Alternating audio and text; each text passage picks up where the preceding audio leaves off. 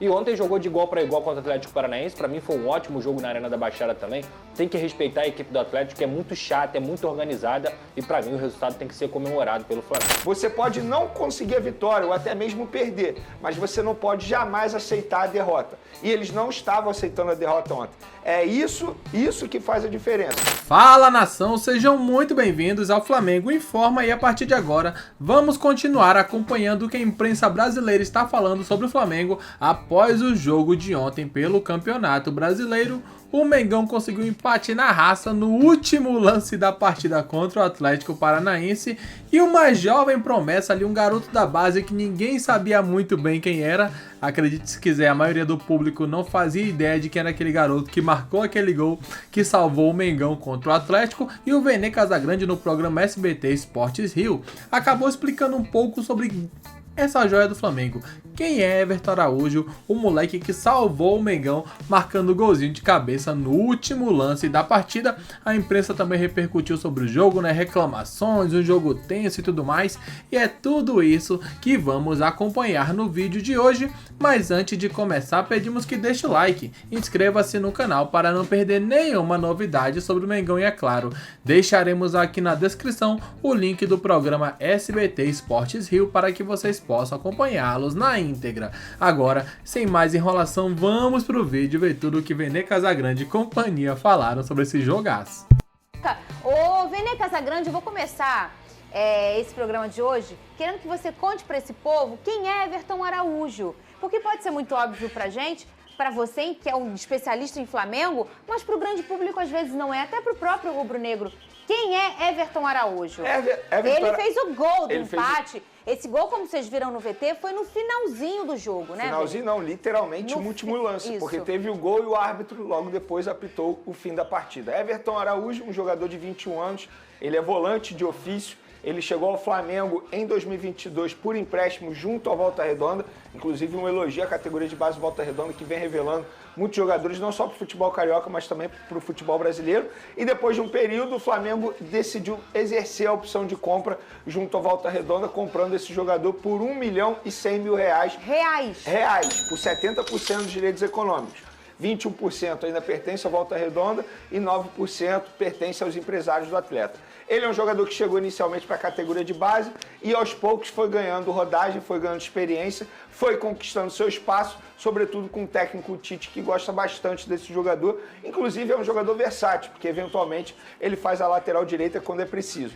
E é um jogador extremamente trabalhador no dia a dia, isso aí sem demagogia. É um cara que gosta de assistir a muito vídeo, que pergunta sempre. Quando ele fica na dúvida depois do treino, ele procura a comissão técnica para perguntar, olha, eu não entendi o que vocês quiseram passar. Vocês podem me explicar novamente? Então ele sempre busca evoluir e o resultado está aí. Obviamente que se a gente for parar e analisar um gol, foi um gol simples, entre aspas, de cabeça. Mas é um gol que, querendo ou não, presenteia um jogador que vem buscando muito espaço dele. Então, parabéns ao Everton Araújo. E para quem não sabe, uma curiosidade, antes do jogo ele acabou mandando uma mensagem para a namorada falando, hoje eu vou fazer um gol. E aí a namorada falou, estou na torcida por você, e acabou acontecendo no último jogo. Então, parabéns ao Everton Araújo e parabéns também a todos os garotos da categoria de base do Flamengo. Para quem não sabe, embora o elenco do Flamengo seja um elenco recheado de bons jogadores, ontem, dos 12 no banco de reservas, inicialmente, 11 eram na categoria de base, apenas o Gabigol não era. Então é um trabalho que o Flamengo vem fazendo há muito tempo e está dando certo, não porque o Everton Araújo fez o gol, mas outros jogadores também têm dado conta do recado. Essa é a mensagem aí que ele mandou para a namorada dele, olha que bonitinho, ele botou, fui amor, até logo. Aí ela falou, até vida, te amo demais. Aí ele colocou, vou fazer um gol hoje. Ela disse, tô na torcida, amém. É isso aí, ô Lucas Pedrosa? É romântico. Quando né? a gente Tá fala... vendo? Poderia ser a gente, mas você não colabora. Você sabe pra quem que ele falou isso, né? Começa com Arrasca e termina com Eta. Se vai, ele é casado, Vene, calma. Ô, Lucas Pedrosa, e quando a gente fala, passou a semana inteira temperando esse assunto.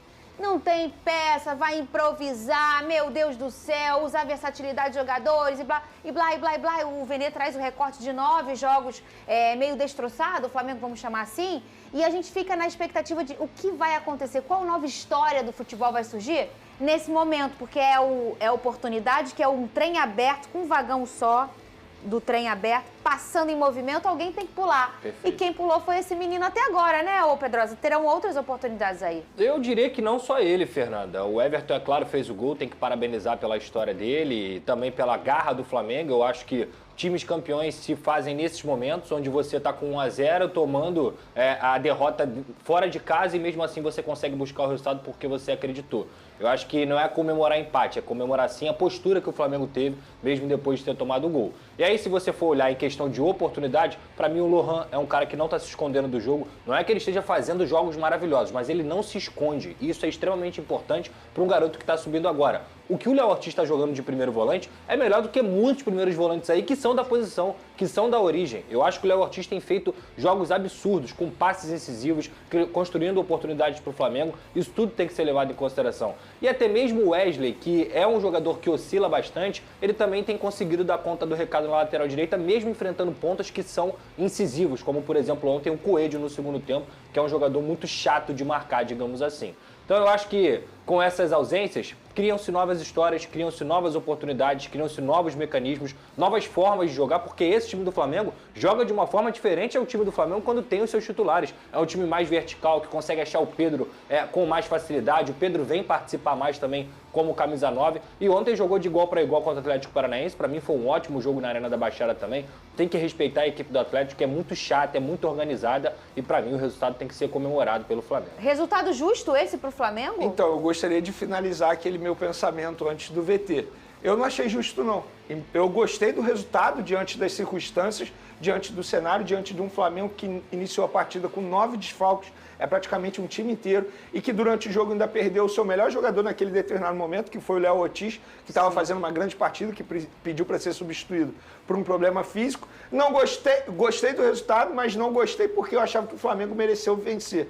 Eu acho que é um jogo que, acima de tudo, mostrou que os jogadores estão com espírito vencedor, um espírito de campeão. Depois de ter tomado o gol aos 46 minutos do segundo tempo, se a gente for parar e analisar os jogadores, a reação dos atletas, sobretudo o goleiro Rossi, vibrando, partindo para cima para buscar o empate, é isso que um jogador do Flamengo tem que ter. Você pode não conseguir a vitória ou até mesmo perder, mas você não pode jamais aceitar a derrota. E eles não estavam aceitando a derrota ontem. É isso que faz a diferença. É o espírito vencedor, o espírito de um time campeão.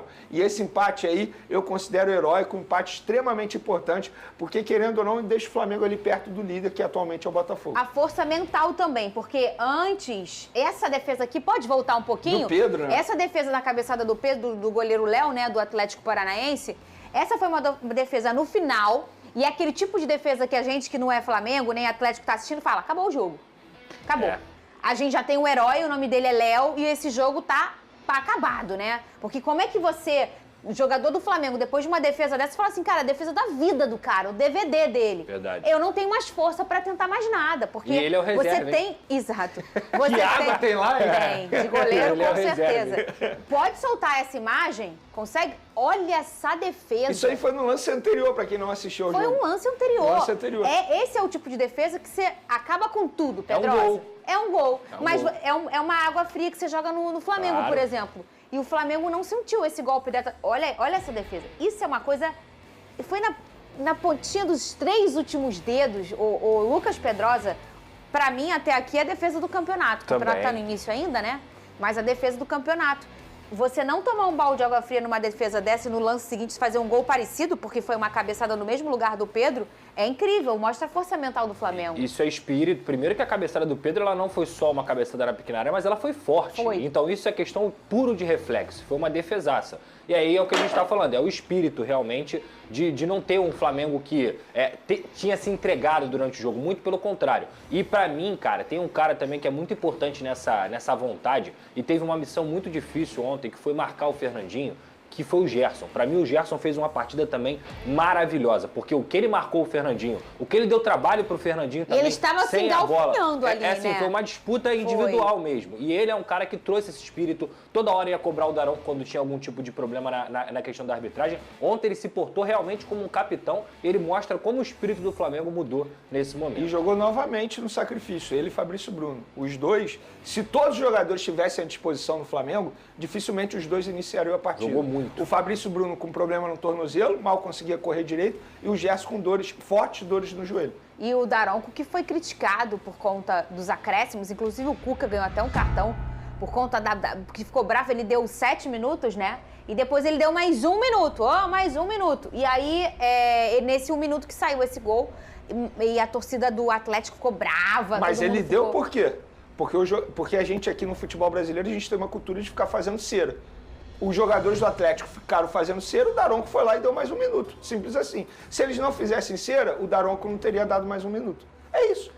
Os jogadores do futebol brasileiro, eles têm essa péssima cultura. E eu falo os jogadores, porque todo time faz isso, de fazer cera. Nesse caso aí, eu sou um cara que eu critico muito o Daronco. Inclusive, ontem foi uma arbitragem muito estranha novamente do Daronco, ele gosta muito de chamar a atenção. É porque eu acho que o ponto dele é esse, ele gosta muito de chamar a atenção. Criticar o Daronco por ter dado mais 1 minuto, eu acho que o Daronco fez certo. Ele deu mais 1 minuto porque os jogadores do Atlético ficaram fazendo cera, visivelmente isso. Então, não tem jeito. E acho até que o Matheus Bach, para quem não sabe, o Tite estava suspenso, não ficou na beira do gramado. O Matheus Bach, que é o filho dele, auxiliar também. Na entrevista ele foi extremamente feliz no que ele falou. Eu acho que o gol presenteou aquilo que a gente estava buscando no momento. Se os jogadores não estivessem fazendo cera, o Daronco não teria dado mais 1 minuto. O negócio, e eu entendo você e concordo, Vene, mas o negócio às vezes é a falta de critério. Por exemplo, eu já assisti a uma partida do Botafogo no Newton Santos contra esse mesmo Atlético Paranaense, era um jogo importante de Copa do Brasil, o jogo de cá, né? O Botafogo seria eliminado se perdesse, precisava fazer um gol, o Botafogo dominava as ações, o Atlético picotou o segundo tempo todinho e ele deu 3 minutos. Então, assim, essa falta de critério às vezes deixa a gente bravo. E eu, assim, e aí é uma opinião, tá, gente? Eu não tô acusando ninguém de nada, não. É uma opinião minha. Quando eu vejo que o jogo é com o Daronco, eu fico meio chateada. Pô, meio? Porque eu acho que carro, ele quando eu gosta falei, de chamar Daronco atenção. vai apitar o jogo. Qual foi a nossa reação? Nossa. Gente, o Daronco é um dos piores árbitros do Brasil. Aí é opinião pra mim, né? O Daronco é um dos piores árbitros do Brasil. Ele fez, por exemplo, dentro da partida, o Vitor Hugo cometeu uma falta logo no início do segundo tempo, que dentro do critério dele, ele não estava dando amarelo. O Vitor Hugo conseguiu ali ter uma intervenção no ponto do Atlético Paranaense e aí ele deu amarelo para o Vitor Hugo. Depois o Atlético Paranaense fez algumas faltas muito parecidas ou até numa intensidade maior e ele não deu amarelo. Ele foi dar o primeiro amarelo para o Atlético Paranaense no fim do jogo para o Fernandinho, porque o Fernandinho fez isso que o Vene estava falando, retardando, fazendo cera, o que em vários momentos é do jogo. Mas eu acho que o minuto que ele deu ontem foi especificamente por um chute que o Pablo deu para cima, acho que foi o Pablo, o jogador do Atlético Paranaense, ele deu um bico pro alto para retardar o reinício do Flamengo, e aí nesse momento ele foi lá mais 1 minuto. Mas assim, gente, o Anderson Daronco é um árbitro que ele não tem critério, ele apita do jeito que ele quer, no dia que ele quiser, e vai ter um dia que ele vai falar assim, 7 minutos e mais 1. E vai ter um dia que ele vai dar 3 minutos de acréscimo quando não tiver que dar. E assim, é um critério muito bizarro, não só do Anderson Daronco, mas como a arbitragem do futebol brasileiro inteiro. O pênalti que ele deu pro no Davi Luiz ontem. É pênalti pra mim, pênalti. Tá? É pênalti. Infelizmente, porque eu não concordo com a regra, Sabe mas qual é a diferença desse pênalti aí pro do Verratti com o Manuel? Zero. É verdade. Zero. Inclusive o frame no lance do gol anulado do Gabigol é um frame muito duvidoso. Exatamente. Eu não consigo dizer que então, o Gabigol assim, estava impedido ou não. É mais do mesmo. E o pior, o Anderson Daronco é um árbitro extremamente prestigiado dentro do Brasil. Aí você já árbitro imagina. FIFA, Pedrosa. E ele foi suspenso pela Comebol. Aí você imagina.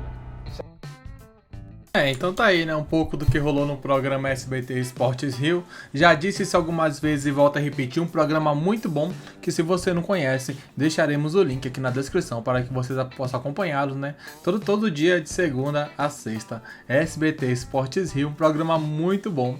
Ainda mais para você que ama assistir o Mengão, ama acompanhar as notícias do Flamengo, vocês poderão acompanhar lá. E se não conseguirem, basta vir aqui no Flamengo Informa que vocês ficarão por dentro de tudo que rola com o Flamengo. O que vocês acharam? A arbitragem causou, né? Causou demais.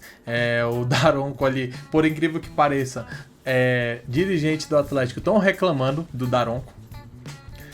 Apesar do Flamengo ser o principal prejudicado ontem nesse jogo, pelas decisões que tomaram também, aquele lance do Gabigol ali, que até agora é uma linha que foi traçada de uma maneira muito, muito duvidosa. Eu quero saber de vocês, para vocês, quem foi o destaque da partida entre Flamengo e Atlético Paranaense? Deixa a opinião aqui nos comentários e daqui a pouco voltaremos com mais informações sobre o Mengão. Um grande abraço a todos e até o próximo vídeo. Valeu!